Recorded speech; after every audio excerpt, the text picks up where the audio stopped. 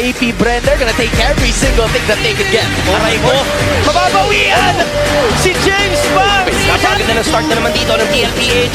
Mukhang hindi na nga makakalapit pa ng tuluyan. That is gonna be a turtle slain.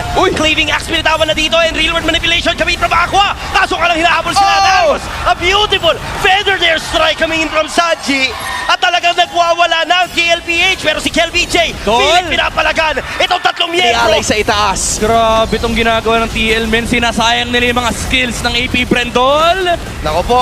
Dol! Napakaganda siya ng tatlo pero tinatalon Dol! Pero andyan naman yung Sequence, nawala pa yung shield. Yun na nga lang sana yung binabangkuhan nila kaso nga lang mukhang magagawan sila ng play. Real world manipulation para maipit si Sanji. Yung Tori lang ang gusto na